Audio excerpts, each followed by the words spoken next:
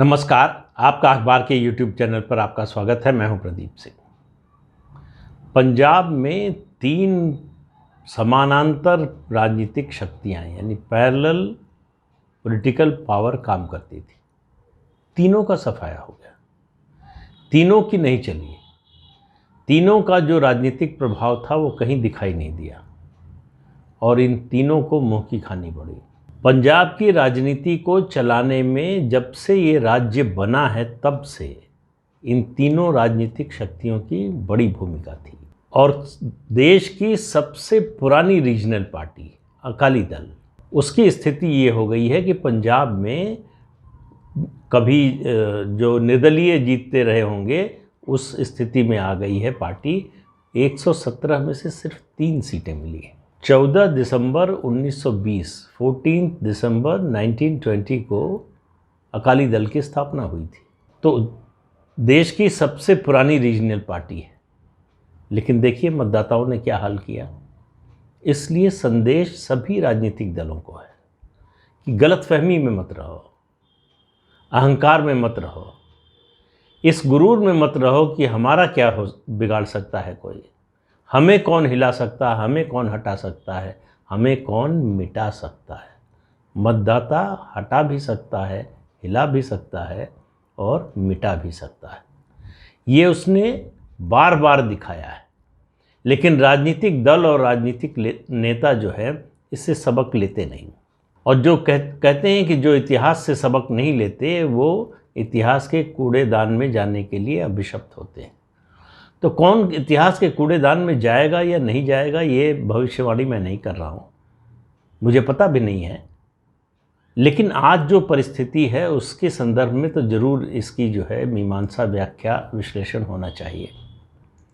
जिन 3 समानांतर राजनीतिक शक्तियों की मैं बात कर रहा हूँ उनमें पहली शक्ति जो है वो SGPC, धर्म पर आधारित सिख गुरुद्वारा प्रबंधक कमेटी। SGPC का पंजाब के और पंजाब के बाहर भी गुरुद्वारों पर उनकी पकड़ है और एक तरह से कहें उनका साम्राज्य है। इसी साम्राज्य का सहारा लेकर, इसी की ताकत से अकाली दल इतने सालों से अपनी राजनीति करती रही है, लगभग 98 साल से। SGPC किस तरफ रहेगी, या बल्कि SGPC जो है वो अकाली दल की जीत में या कम से कम उसको लड़ाई में रखने में उसकी बड़ी भूमिका रही है।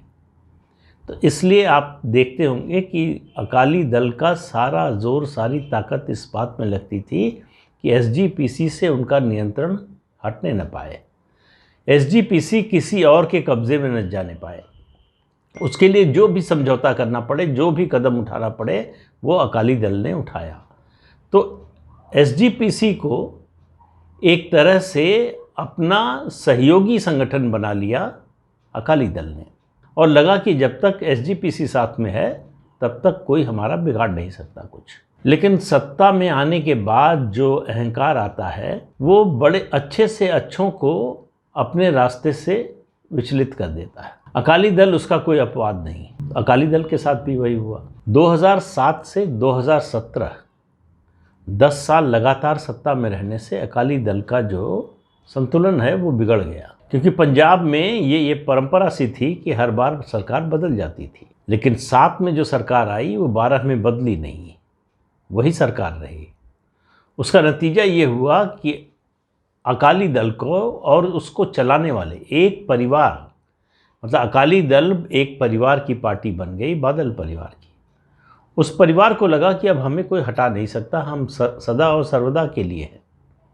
वो एक विज्ञापन आता है ना, हीरा है सदा के लिए। तो वैसे ही अकाली दल को लगा कि हम हैं सदा के लिए, सदा सत्ता में रहेंगे।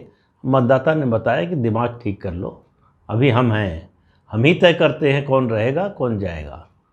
तो अकाली दल को बता दिया था 2017 में।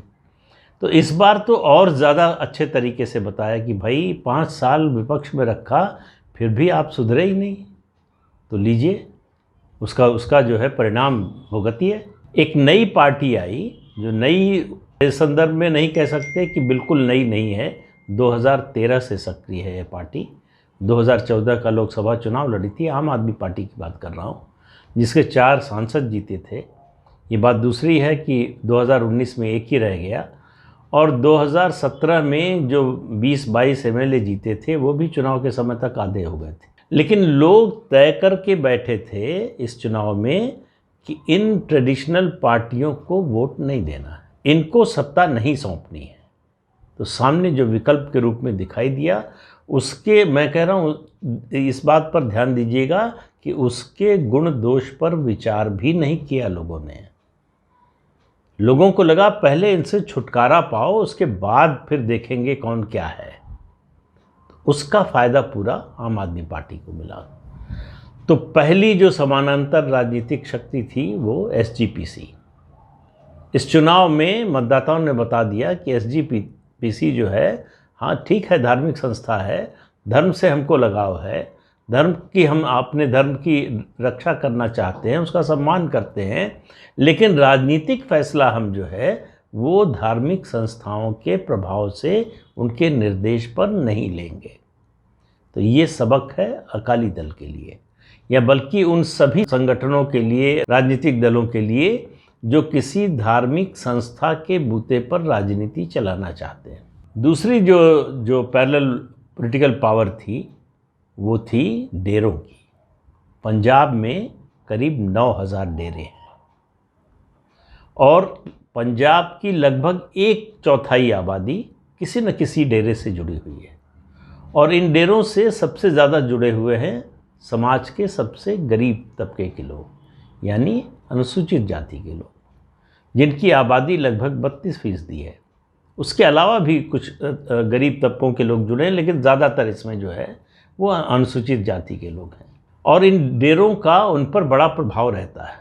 इन डेरों का राजनीतिक प्रभाव भी था। हर चुनाव से पहले डेरों की जो है पूछ पड़ जाती थी। डेरे चलाने वाले गुरु क्या चाहते हैं, वो किस पार्टी का समर्थन कर रहे हैं, किस चीज़ के बदले वो पार्टी का समर्थन करेंगे, कौन सी अपनी बात, अपनी शर्तें मनवाने के बाद पार्टी का समर्थन करेंगे, ये सब तय होता था चुनाव से कुछ महीने पहले। और इन जो डेरे हैं उनमें वैसे तो 9,000 डेरे हैं, सब छोटे छोटे बड़े सब मिलाकर, लेकिन जो प्रमुख बड़े डेरे हैं उनमें डेरा सच्चा सौदा, डेरा राधा स्वामी सत्संग, जिसको डेरा व्यास भी कहा जाता है, उसके अलावा डेरा नूर महल, डेरा सचखंड बल्लन, डेरा निरंकारी और डेरा नामधारी। ये जो है प्रमुख हैं जिनकी फॉलोइंग बहुत ज़्यादा है। उसके अलावा भी हैं, उनका भी असर है। डेरा सच्चा सौदा इनमें से सबसे ज़्यादा पॉलिटिकल। डेरा सच्चा सौदा के गुरु जो राम रहीम हुआ करते थे, अभी जेल में हैं हत्या और बलात्कार के आरोप में, उनकी राजनीतिक कहें कि ताकत सबसे ज़्यादा थी, यानी मतदाताओं को प्रभावित करने की ताकत सबसे ज़्यादा थी। इसलिए सबसे ज़्यादा उनके यहाँ नेताओं के फेरे लगते थे। इस बार जेल से उनको फरलो देकर रिहा कराया गया 21 दिन के लिए चुनाव से पहले। और उन्होंने, मैंने पहले भी बताया था कि अलग अलग लोगों के लिए समर्थन की घोषणा की, मतलब अपने जो उनके फॉलोअर्स हैं उनके बीच में। एक अकाली दल के लिए, दूसरा कुछ जगहों पर बीजेपी के लिए, और सिर्फ एक सीट पर आम आदमी पार्टी के भगवंत सिंह मान के लिए। तो मैंने पहले भी कहा था कि शायद डेरे के लोगों को अंदाज़ा लग गया था कि भगवंत सिंह मान मुख्यमंत्री बनने वाले हैं, या नहीं भी अंदाज़ा लगा हो तो ये तो समझ में आ रहा था कि ये बड़ी ताकत के रूप में उभरने जा रहे हैं। तो डेरे के कहने पर डेरों की जो भी पहुंच रही हो, जो भी प्रभाव रहा हो, वो राजनीतिक प्रभाव उनका लगभग शून्य हो गया, क्योंकि किसी डेरे ने आम आदमी पार्टी के पक्ष में खुले तौर पर तो समर्थन घोषित किया नहीं, अंदरूनी तौर पर भी किया हो इसकी भी कोई खबर नहीं आई है। इसलिए आम आदमी पार्टी की जीत में न तो एसजीपीसी का कोई योगदान है और न ही डेरों का। तो ये जो दो समानांतर चलने वाली राजनीतिक शक्तियां थीं, इनका 2021 के पंजाब विधानसभा चुनाव के नतीजों पर कोई असर नहीं पड़ा। तीसरी शक्ति, पंजाब में जब से राज्य बना है 6 परिवार हैं जो इस प्रदेश की राजनीति को चलाते रहे हैं, अलग अलग पार्टियों में रहे। इसमें सबसे प्रमुख है, जो सबसे लोकप्रिय रहा है अब से पहले तक, वो है बादल परिवार। बादल परिवार पंजाब की राजनीति पर उनकी गहरी पकड़ थी और सत्ता में हो या सत्ता से बाहर हो, उनका राजनीतिक प्रभाव हमेशा रहा है। अब रहेगा कि नहीं कुछ पता नहीं। दूसरा, राजा पटियाला कैप्टन अमरिंदर सिंह खुद अपना चुनाव हार गए। बादल परिवार के तीनों सदस्य हार गए। प्रकाश सिंह बादल 94 साल की उम्र में चुनाव लड़ने गए, हार गए। सुखबीर बादल जो पार्टी के अध्यक्ष हैं, चुनाव हार गए। मजीठिया जिनके बारे में कहा जाता था मांझे दा जरनैल, उसके मांझे के जरनैल को लोगों ने क्या बना दिया, अब उस शब्द का मैं इस्तेमाल नहीं करना चाहता। तो बादल और पटियाला का परिवार हो गया। उसके बाद मजीठिया का परिवार, बादल के साथ ही हैं, रिश्तेदार हैं। उसके बाद प्रताप सिंह कैरों का परिवार, कैरों परिवार। उसके बाद ब्राड़ का परिवार और मान का सिमरनजीत सिंह मान का। ये 6 परिवार मैंने एक वीडियो में विस्तार से आपको बताया था, जब डेरे और डायनेस्टी और ड्रग वाला जो एपिसोड किया था उसमें, कि आपस में इनकी रिश्तेदारियां हैं, सब जुड़े हुए हैं। तो इसलिए सत्ता में कोई हो, किसी के खिलाफ कुछ होता नहीं था, क्योंकि कहीं ना कहीं से किसी न किसी की रिश्तेदारी निकल आती थी। एक दूसरे के यहाँ शादियाँ हुई हैं बेटे बेटियों की, उसका भी ख्याल रखा जाता था। तो ये डेरे पहला सबसे पहले एसजीपीसी, फिर डेरों की जो राजनीति थी, और तीसरा परिवारों की राजनीति। ये तीनों को पंजाब के मतदाता ने बिल्कुल बोरिया बिस्तर बांध कर जो है वो सतलुज में कहिए, झेलम में कहिए, जिस नदी में कहिए, 5 नदियों में से उसमें फेंक दिया है। ये जो है फिर लौट कर आएंगे, आज की तारीख में ऐसे आसार नहीं लगते।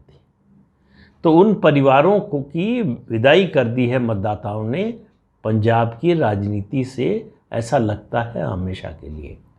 एसजीपीसी और डेरों को बता दिया है कि आपकी जो भूमिका है समाज में, आप वहाँ तक सीमित रहिए।